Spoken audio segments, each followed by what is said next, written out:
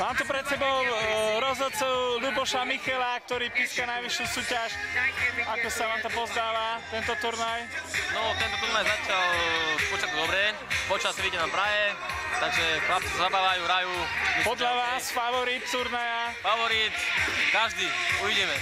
Nechám sa prekvapiť. Nestranný rozhodca.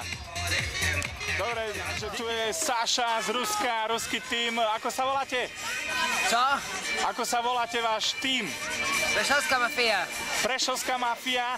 Ty si známy z ruskej mafie, ale nechajme teraz, venujeme sa hokeju. Ako ste spokojní, ako dopadol váš zápas? No sme prehrali 2-1. S kým? Nevieme. Ako je to možné, ako sa to stalo? Vy ste boli vysoko favorizovaní podľa odborníkov. Áno, ale jeden tam fauloval, neviem ako. Prehrali sme, budeme sa snažiť ďalej. Máte ešte šance postupové alebo na prvé miesto? Máme ešte 4 zápasy. Všetko je otvorené. No. Takže prajem veľa úspechov. Veľa úspechov v KHL. Samozrejme, že vy ste tu v práci, neviem vás vyrušovať. Koľko sanitiek má pristavený Červený kríž na tieto majstrovstvá sveta? 2. Je to pravda? Áno, plus ešte jeden skúter. Ešte jeden? Áno, áno. Skúter? Áno. Skúter, to znamená motorku? Nie, skúter. Taký trávny.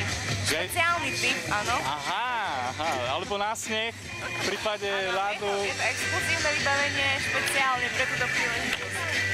Máte svoj obľúbený tím? Nie, my sme to taký všestranný. Neutrálny. Nemôžete. Zdravíme fanúšikov, komu fandíte? Váš tím? Tým modrým, to sú, neviete názov. Diabli sa volajú. Diabli! Prečo ste si vybrali práve Diablov? Máš tam súrodenca? Koho? Ako sa volá? Marek. Ja fandím ten. To je váš syn? Áno, veľký brankár. Brankár, takže má budúcnosť. Hráva aj hokej? Nie, len tak rekreačne hrajú. Rekreačne. Dobre, ďakujem. Mám tu pred sebou trénera týmu. Akého týmu? HC Drifting. HC Drifting? Ting? Dobre, je to Paťo, Patrik Olafsson. Drifting. Práve ste dohrali, aký je stav? Ako to dopadlo pre vás? 8-1.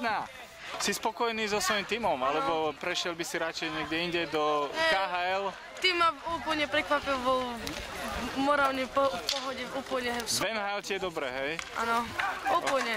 Chcel by som ísť do nejakého Chicaga alebo niekde do lepšieho, ale stačí mi vo Philadelphii, no.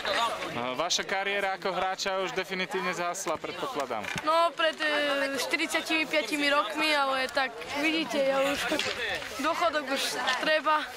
Dobre. 45 rokov už.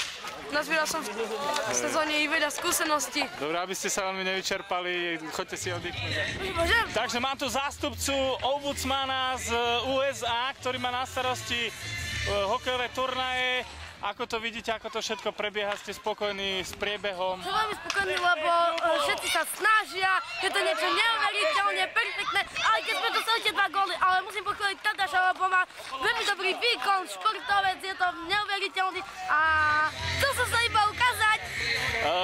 Viete, že to je v rámci projektu 72 AAA. Nie, neviem. Chcete to medializovať v tomto zmysle? Áno. Dobre, a teraz si myslím, že jednu vec. Hlavne vydýchať. Ideš, Kubo, ideš!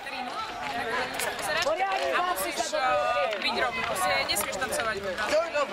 Takže teraz mi povedz, že čo máš povedať. Takže Náš tým sa volá HC Špľacha.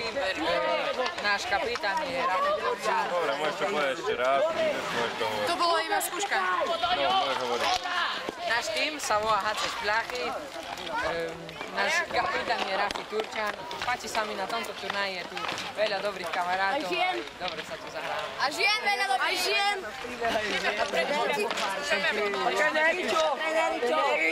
Dobre, trenéri, keď